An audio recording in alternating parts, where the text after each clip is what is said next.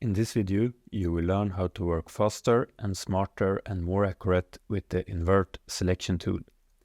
I have been teaching different CAD programs for several years at university level, and people, no matter which program they work in, often do the same unnecessary mistake.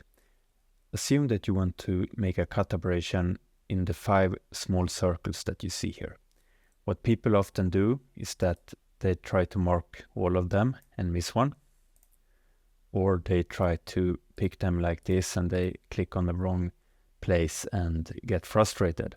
So what you're going to do from now on is that you're going to go to the side of this body where your sketch is and click anywhere. Then you're going to go to select and you are going to pick selection tools and invert your selection. Now you can simply hit Ctrl E for extrude, just drag it out and confirm your cut operation. And we are done.